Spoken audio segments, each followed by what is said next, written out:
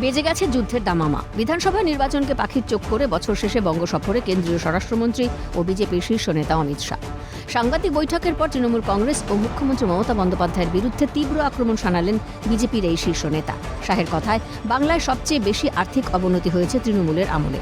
বক্তব্য রাখতে গিয়ে তিনি বলেন, ৩ নম্বর থেকে বাংলা গোটা দেশের মধ্যে 22 নম্বরে নেমে গেছে। मित्रों कि भारत के जीडीपी में बंगाल का योगदान 10.5% था और तीसरे नंबर पर था। जीडीपी में योगदान की दृष्टि से हमारा बंगाल तीसरे नंबर पर था।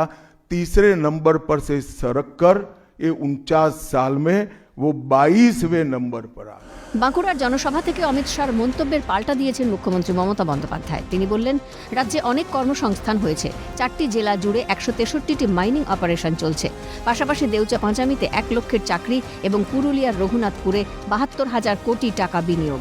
লক্ষাধিকের চাকরির প্রতিশ্রুতি মমতা বন্দ্যোপাধ্যায়ের। তাঁর কথায়, বড়জোড়া, মেদিনীপুর, ঝাড়গ্রাম সহ একাধিক জায়গায় শিল্পায়নের চেষ্টা চলছে, যা বাংলার অর্থনীতিকে চাঙ্গা করবে। হাজার হাজার কর্মসংস্থান হয়েছে এবং আগামী দিন হবেও। হাজার হাজার লোকে 4টি জেলা জুড়ে 163টি মাইনিং অপারেশন চলছে। এছাড়াও দেউচায় মনে রাখবেন 1 লক্ষ লোকের চাকরি হবে। রঘুনাথপুরে 72,000 কোটি টাকা ইনভেস্টমেন্ট হচ্ছে। কয়েক হাজার লোক নয়, লক্ষাধিক লোকের চাকরি হবে। বড়জোড়াতে হচ্ছে, বাঁকুড়ায় হচ্ছে, মিদনাপুরে হচ্ছে, ঝাড়গ্রামে হচ্ছে, কোন জেলায় হচ্ছে না। প্রধানমন্ত্রী কিষাণ সম্মান নিধি থেকে আয়ুষ্মান ভারত সহ একাধিক কেন্দ্রীয় প্রকল্প বাংলায় কার্যকর করতে না দেওয়ার অভিযোগ তুলে তোপ দাগলেন অমিত শাহ। তৃণমূল সরকারকে কটাক্ষ করে তিনি বলেন, বাংলার মানুষ কি ভিন রাজ্যে গিয়ে স্বাস্থ্য সাথীর সুবিধা পাবেন? केंद्र सरकार की योजनाएं लागू करने में उनको अपनी वोट बैंक गंवाने का डर है। पीएम किसान देरी से लागू किया, बंगाल के किसानों का 10,000 करोड़ रुपया चला गया। आयुष्मान भारत आज तक लागू नहीं किया। मुझे बताइए, कोई बंगाल का नागरिक भारत में कहीं जाता है और बीमार पड़ गया, स्वास्थ्य साथी स्कीम उसको बाहर के अस्पताल में इलाज करवा पाएगी क्या? नहीं करवा पाएगी। অমিত শাহর এসব বক্তব্যের প্রতিক্রিয়া দিতে গিয়ে কেন্দ্রীয় বঞ্চনা নিয়ে গর্জে ওঠেন মমতা বন্দ্যোপাধ্যায়। তাঁর অভিযোগ, বাংলার বাড়ি, গ্রামীণ রাজ্য জল স্বপ্ন প্রকল্পের উদাহরণ টেনে মুখ্যমন্ত্রী বলেন, রাজ্যের পাওনা টাকাই দিচ্ছে না। 100 দিনের কাজে দেশের মধ্যে 4র্থ স্থানে ছিল বাংলা, তাই 100 দিনের টাকা দেওয়া বন্ধ করেছে কেন্দ্র। পাশাপাশি কাজ করিয়ে শ্রমিকদের বেতন না দেওয়ার অভিযোগ তৃণমূল সুপ্রিমো। বন্ধু, 100 দিনের কাজ বাংলায় বন্ধ কেন? বাংলা 1 নম্বরে ছিল 4 বছর। বাংলার 100 দিনের কাজের মানুষরা জীবন দিয়ে কাজ করত। বাংলার বাড়ি বন্ধ 4 বছর, টাকা দেয় না, আমাদের টাকা আমাদের দেয় না। গ্রামীণ রাস্তার কাজ বন্ধ, জল স্বপ্নের কাজ বন্ধ, সর্বশিক্ষা অভিযানের কাজ বন্ধ।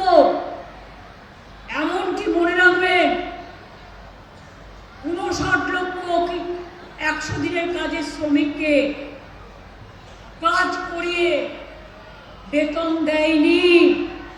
রাজ্যের তরফে জমিজট না মেটানোর কারণেই মেট্রোর কাজ আটকে থাকার অভিযোগ। কেন্দ্র বিরোধী মানসিকতার কারণেই সুপ্রিম কোর্টের নির্দেশের পরেও, অবসরের পরেও সিএস পদে বসানোর অভিযোগ। সংবিধানের স্পিরিট নষ্টের অভিযোগ তৃণমূলের বিরুদ্ধে। मेट्रो हवा में नहीं चल सकता, भूमि चाहिए। भूमि पर जो एंक्रोचमेंट है वो खाली कराने का काम राज्य सरकार का है। यहां भारत सरकार जो भी योजना लाए, इसका विरोध करना, ये मानसिकता से सरकार चल रही है।